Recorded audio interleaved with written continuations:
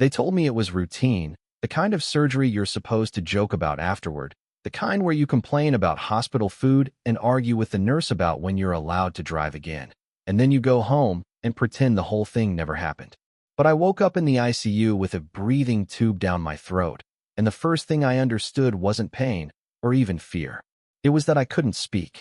There was a hum everywhere, like the room itself was alive, and every few seconds a machine made a sound that felt like someone tapping a finger against my ribs from the outside, reminding me that my body had become a project other people were managing.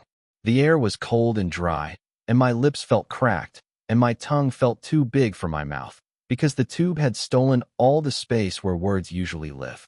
I tried to move my hand, and only managed something small, like a twitch, like my body was negotiating what it was willing to give me back. Then I saw my brother.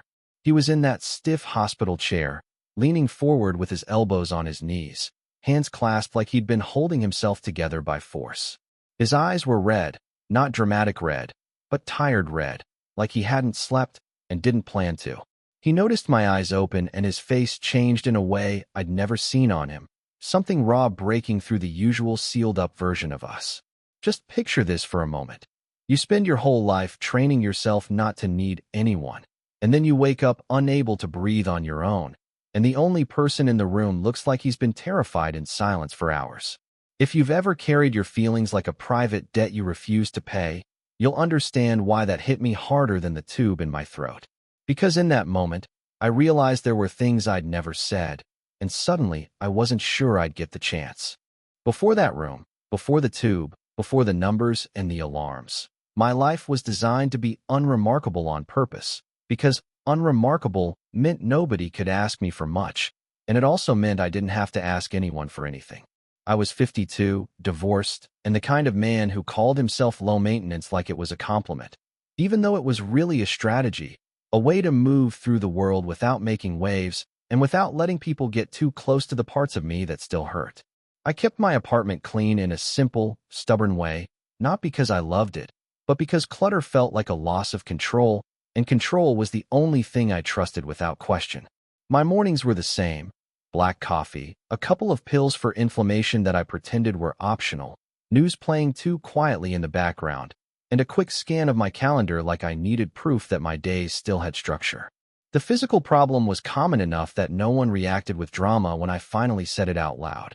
A hernia that I'd been ignoring, the kind people get from lifting wrong one time and then pretending they're fine for years. It wasn't glamorous, and it wasn't tragic, and that was part of why I tried to treat it like nothing. It started as a dull pull that only showed up when I carried groceries or twisted in the shower. Then it became a sharper pinch.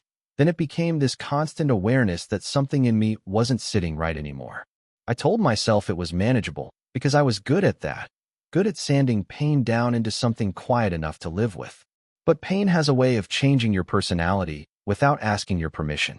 I slept less, and when I did sleep, I woke up irritated, like my body had been arguing with itself all night. I got short with people in ways that didn't match the moment. My patience felt thinner, my humor felt older, and a subtle bitterness started creeping in, the kind that makes you look at happy couples at the store and think, without meaning to, that they don't know what's coming.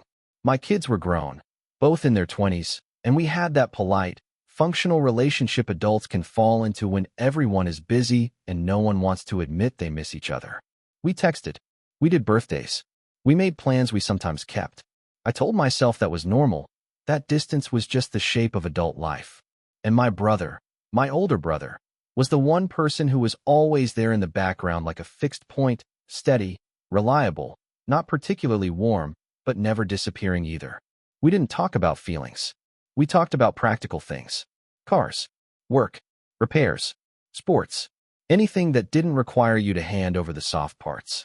Have you ever built a life so organized around not needing anyone that you stop noticing it's starting to feel like loneliness?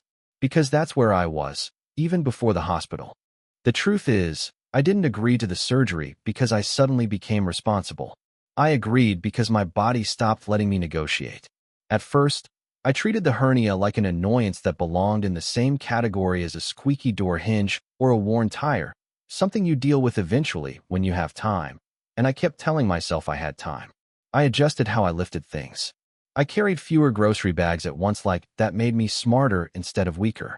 I stopped going to the gym and told people I was taking a break, when really I was avoiding anything that reminded me I was getting older in ways I couldn't outwork. Then came the small humiliations that nobody sees, which are always the ones that change you the most. I started bracing my hand against the kitchen counter when I stood up from tying my shoes, because that pull in my lower abdomen would flare and shoot up like a warning. I started planning my movements, not dramatically, just in this quiet, constant way, like my body had become a room full of fragile glass, and I was trying not to bump into anything. There were moments at work where I'd laugh at something a coworker said, and the laugh would trigger that sharp tug, and I'd feel my face tighten for half a second, and I'd force it back into normal, because being seen in pain felt too much like being seen in need. Sleep got worse, not because the pain was unbearable, but because it was always there, like a background noise you can't turn off, and it made my mind restless in a way I didn't recognize at first. I'd wake up at 2:30 a.m. and stare at the ceiling and have these unhelpful thoughts that felt like they belonged to a different man. Thoughts about how fast time was moving, and how quiet my apartment sounded when the world went to sleep, and how I had built my life like a fort and then acted surprised when it felt isolated. I didn't tell my kids any of this, because I didn't want to be the dad who turns into a problem. I didn't tell my brother either, not fully, because the rule in our family had always been simple. Handle it, don't make it weird, don't ask for special attention. But my body started forcing the issue in little ways that felt like it was raising its voice. One afternoon, I was carrying a box from my car, nothing heavy, nothing heroic, and the pain hit harder than usual, sudden and sharp enough that my breath cut off mid-step. I froze in the parking lot with the box in my arms, pretending I was checking my phone so nobody would see my eyes water. For a few seconds, I was genuinely scared, not of the pain itself, but of the feeling underneath it, the feeling that something was changing and I didn't have full control anymore. Just picture that moment for a second. You're standing in public, and you realize your body can stop cooperating anytime it wants, and you're not sure you're prepared for what that means. That night, I sat at my kitchen table with my laptop open, looking at the surgeon's website, reading phrases like routine, minimally invasive, low risk, and feeling myself cling to those words like they were a guarantee. I finally booked the consultation, and when the nurse on the phone asked me if I had any other symptoms, I said no. Because no was the easiest answer. Because no didn't invite questions.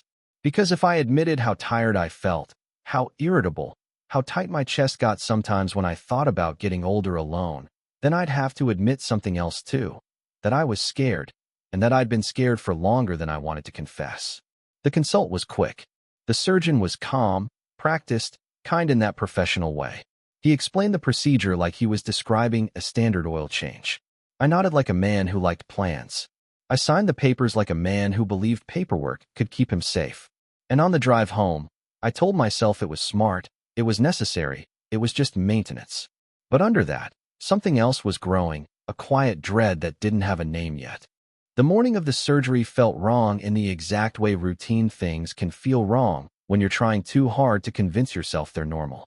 My apartment was still dark when I woke up, and the silence had that thick, early morning weight, like the air was holding its breath. I had fasted like they told me to, so my stomach felt hollow and clean, and my mouth tasted like dry cotton.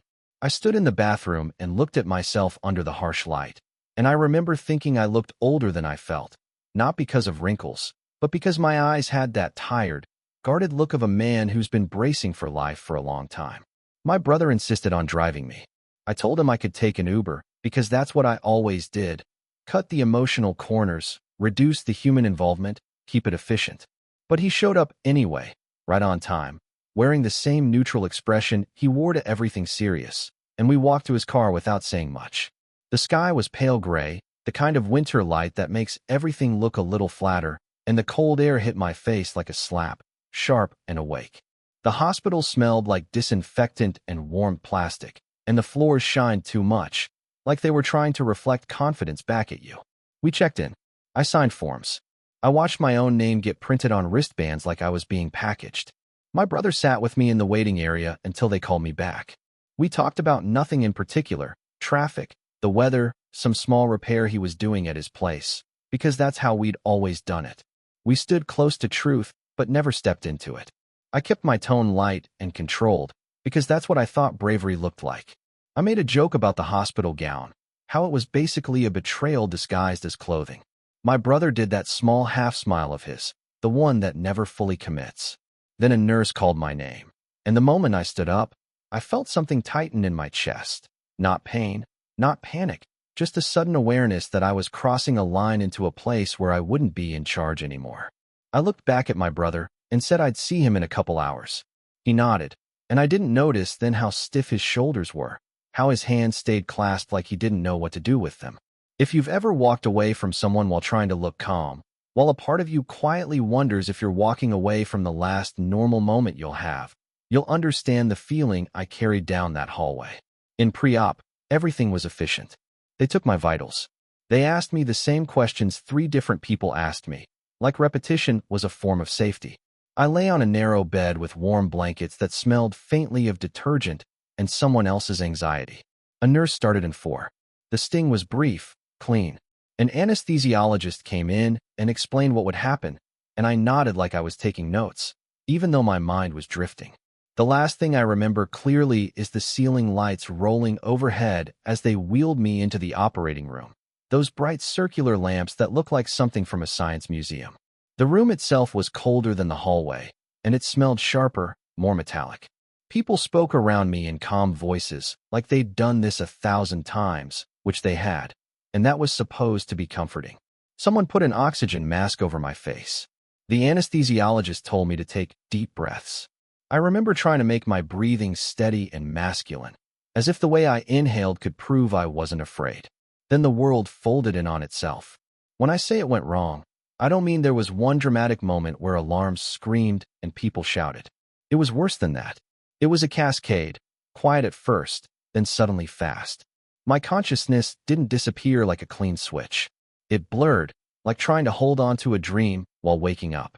I drifted in and out of awareness, and in that murky space I started to feel something I couldn't understand at first. Pressure, heaviness, like my body was sinking from the inside. I heard voices, muffled but urgent. Not yelling, professional urgency, the kind that makes your stomach drop because it means something is off script. I couldn't open my eyes. I couldn't move. I could only hear fragments. Numbers, repeated, then repeated again. Words like pressure and bleeding and call and now.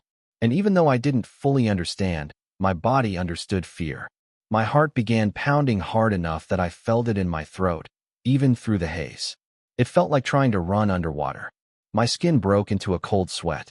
My mouth was dry, and I had this strange sensation like I was drowning without water, like my lungs were there, but the air wasn't reaching the part of me that needed it. Just picture that for a moment.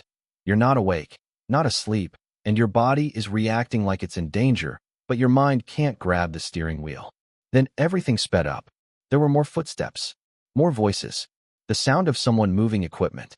I heard a phrase that cut through the fog like a blade, rapid response. And even in my half-conscious state, that landed heavy, because you don't call that for routine. My blood pressure dropped. Though I didn't understand the numbers, I understood the tone. The room shifted into a different gear, and the calm competence that had been soothing at the start now felt like a storm you couldn't see, only hear. I tried to speak, or maybe I tried to breathe, but nothing happened in the way I wanted. My body felt distant, like it belonged to the bed and the machines now. Then the darkness took me fully. The next thing I remember isn't waking up peacefully. It's the sensation of fighting my way toward the surface of consciousness and finding something blocking me. I tried to inhale and met resistance. I tried again, panicked, and it felt like my throat was occupied, like my body had been invaded by something that didn't care that I wanted to talk, wanted to ask what was happening, wanted to say I didn't like this. That's when I heard the beeping. Steady, rhythmic, and voices close by, quieter now, like the emergency had moved to a different phase. A nurse said my name in a calm tone, the way you talk to someone who is waking up scared. I tried to turn my head, and my neck felt stiff, and my mouth felt wrong, and then my eyes opened just enough to catch a blur of bright light and pale walls and the outline of a monitor. I was in the ICU. I didn't know what had happened yet, not fully, but I knew one thing immediately, with a clarity that felt like ice water. I had walked into the hospital expecting a routine fix.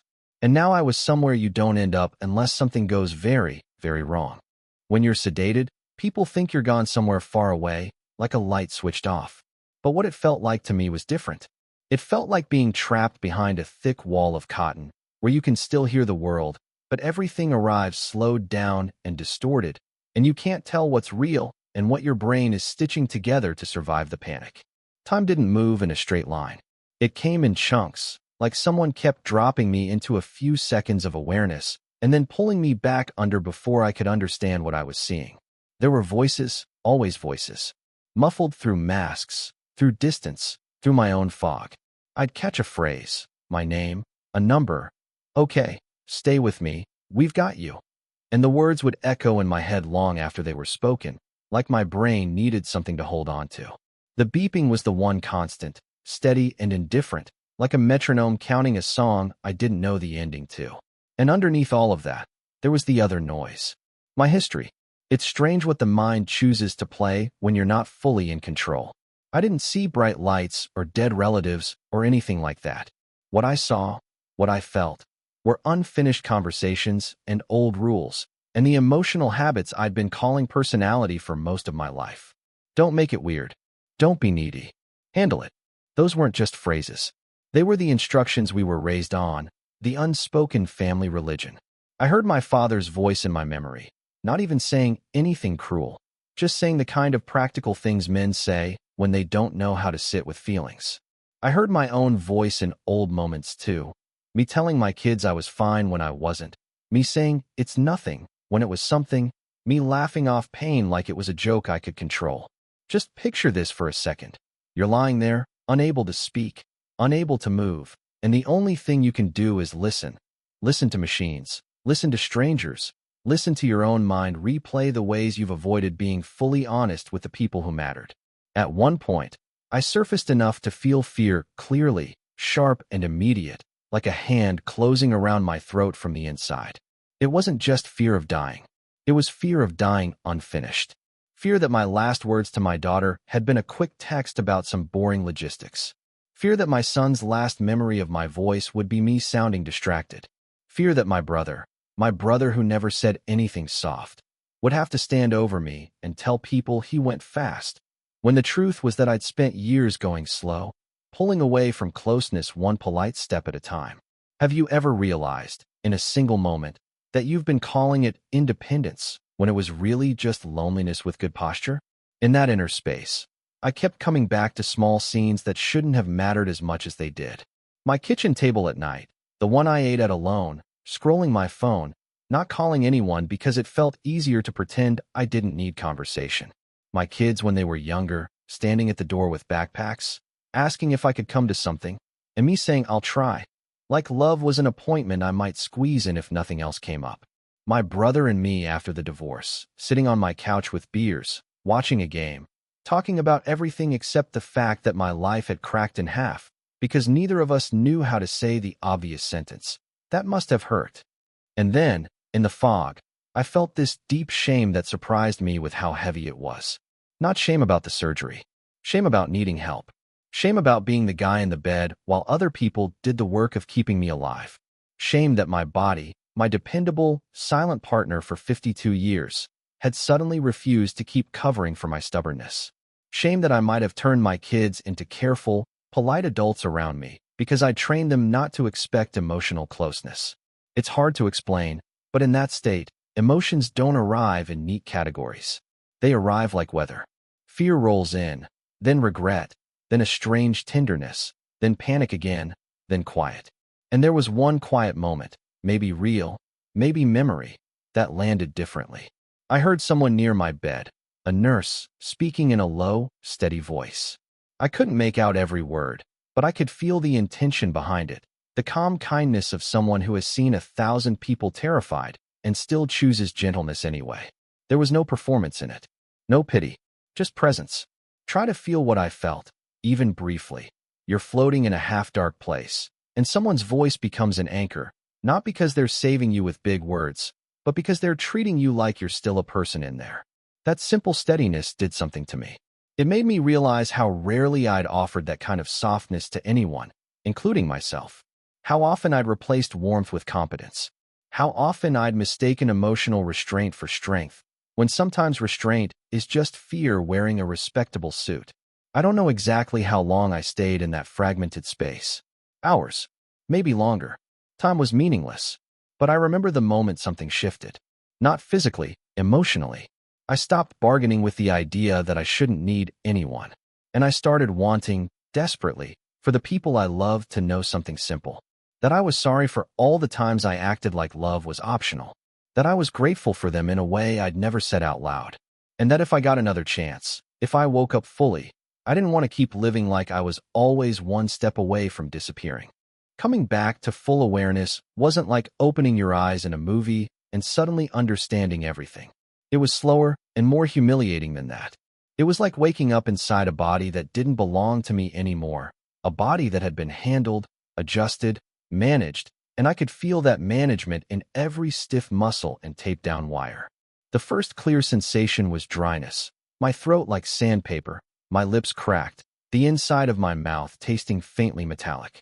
The second was the tube, still there, still occupying the space where my voice should have been, turning every attempt to swallow into a sharp reminder that I wasn't in charge of something as basic as air. My eyes opened to bright, clinical light, and I had to blink against it like it was too much truth at once. There was the steady rhythm of machines, the beep that had haunted my half-sleep now sounding closer, more precise, like a clock you couldn't ignore. The room was cold, not freezing, but hospital cold, the kind that makes your skin feel exposed even under blankets. My arms felt heavy, and when I tried to move, I realized my wrists had soft restraints, not cruel, not tight, but there, because waking up confused makes people pull at tubes, and tubes, apparently, were now part of my survival.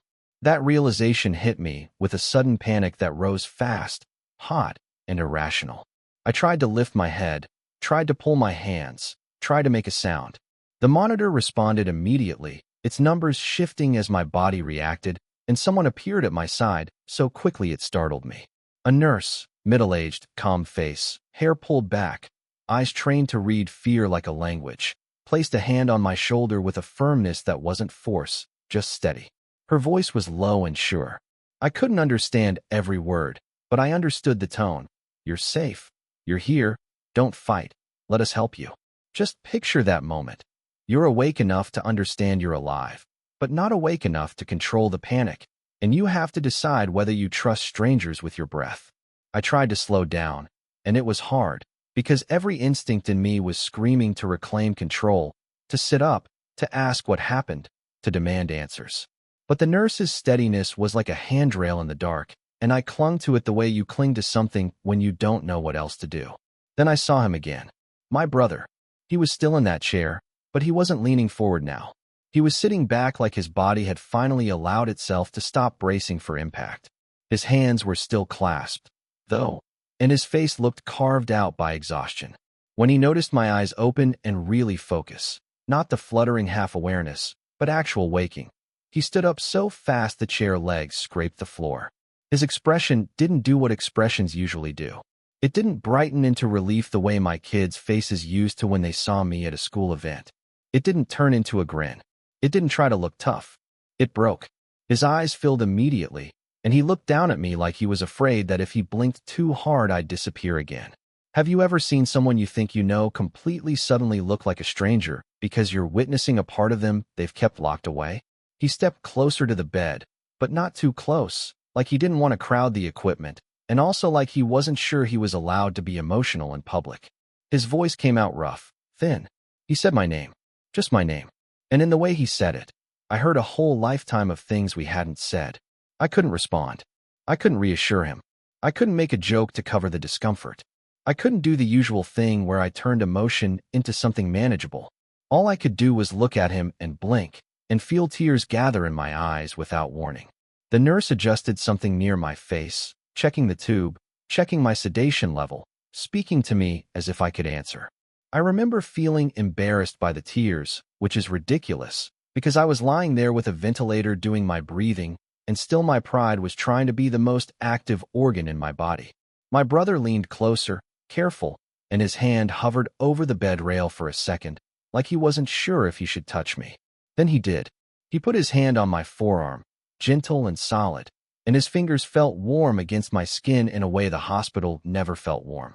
He swallowed hard, and then he said it, the sentence our family had never practiced out loud. He told me he'd been scared.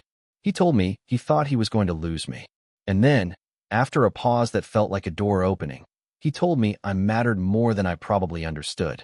If you've ever spent years acting like you don't need affirmation, only to realize you've been starving for it quietly, you'll know why those words hit me like a physical force.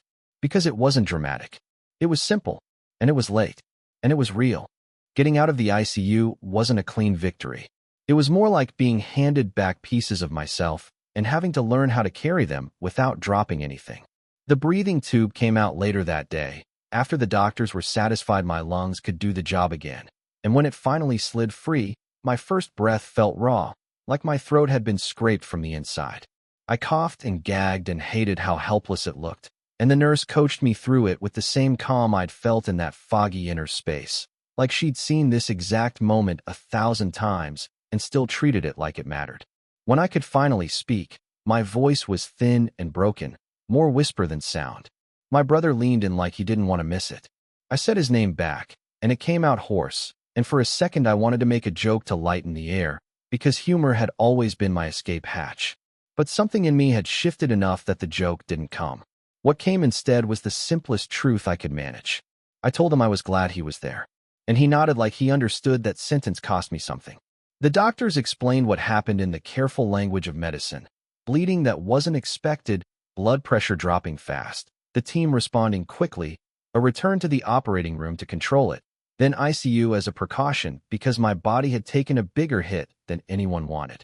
They used words like complication and rare and resolved, and I listened like a man hearing the weather report for a storm that almost took his house. But the medical facts weren't the part that stayed with me. What stayed with me was the look on my brother's face when he thought I wasn't coming back. What stayed with me was the realization that my kids, who I had tried so hard not to burden, had been called, had been scared, had been forced to imagine a future without me, all because I'd built my life around the idea that emotional closeness was optional. They visited the next day, one at a time because of the hospital rules, and seeing them walk into that room undid me in a quiet way. My daughter tried to smile, but her eyes kept shining like she was holding tears back by force. She sat close to the bed and touched my hand like she needed proof I was solid. My son stood at first, awkward in the way grown sons can be when they're scared and don't know what to do with it. Then he came closer and squeezed my shoulder, firm, like he was trying to transfer strength into me. And here's the thing that surprised me. I didn't feel annoyed by their concern. I didn't feel crowded. I felt relieved. Relieved in the way you feel when you've been carrying something heavy alone for years and someone finally grabs one side without making you ask. Have you ever realized you've been treating love like a liability when it was actually the only thing that made the hard parts survivable?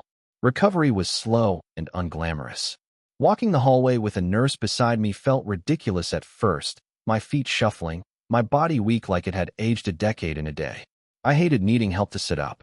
I hated the way my abdomen ached when I laughed, or coughed, or even breathed too deeply. I hated that my pride still tried to take up space in moments where it didn't belong. But I also noticed things I'd never noticed before. The way nurses spoke to each other, quick and kind, a language of teamwork that didn't rely on ego. The way sunlight looked when it fell through the window blinds in thin stripes across the floor. The way the hospital at night wasn't silent, just quieter, filled with soft footsteps and distant beeps and the occasional murmur of a voice in the hallway, like life continuing around the clock. And in that environment, I started making small decisions that didn't look dramatic from the outside, but felt enormous inside. When my brother asked if I wanted him to bring anything from home, I didn't say, "I'm fine." I told him what I wanted. A clean sweatshirt, my own toothbrush, the book I'd been pretending to read for months. When my daughter offered to handle calling my job, I didn't insist I could do it myself. I said yes. And the strangest part was how good it felt. Not good like I enjoyed being weak, but good like I was finally letting the people who loved me participate in my life in a way I'd quietly denied them. After I was discharged, the world looked the same, but I didn't. My apartment was still my apartment, my routine still waiting like a familiar suit, but I could feel how thin that suit was now, how much it had been designed to keep people out. I started therapy a few weeks later, not because I suddenly became a different personality, but because I couldn't unknow what I'd learned in that ICU bed. That independence can be a disguise, and sometimes the bravest thing you can do is admit you don't want to do life alone. I began calling my kids instead of just texting. Not every day, not in a clingy way, but consistently, like I was choosing connection as a habit. My brother and I started meeting for coffee on Sundays, and at first we still talked like we always had, practical, surface level, but every now and then, one of us would say something slightly more honest, and the other wouldn't shut it down. It was awkward. It was slow. It was real. Just picture that kind of change. Not a grand transformation, but a man learning. At 52, that closeness isn't something you earn once you're perfect. It's something you practice while you're still messy and human. I wish I could tell you the lesson landed like a clean slogan, something you can print on a mug and feel better about. It didn't. It landed quietly, like a hand on the shoulder, like a truth you can't argue with once your body has shown you how fast control can disappear. What stayed with me wasn't the fear of pain, or even the fear of dying. It was the realization that the scariest part was how many ordinary days I'd treated like they were unlimited, how many conversations I'd postponed because I thought there would always be another weekend, another call, another chance to say something simple and kind. Have you ever caught yourself acting fine so long that you almost forget what you actually feel? Because I did that for years, and it took a hospital bed and a breathing tube to make me understand that being emotionally contained isn't the same thing as being strong. Sometimes it's just being scared in a socially acceptable way. My brother's words, his admission, his fear, his honesty, didn't fix my life overnight, but it cracked open a door our family had kept locked for decades. It gave me permission to stop waiting for the perfect moment to be close, and to start choosing it while I still had breath in my lungs. So if you're watching this and there's someone in your life you keep at a safe distance, just ask yourself, gently, what are you protecting, and what is it costing you? If you still have the chance to say something kind, don't leave it for later. You might not notice it every day, but being loved and having someone to love may be the rarest gift we get in this life.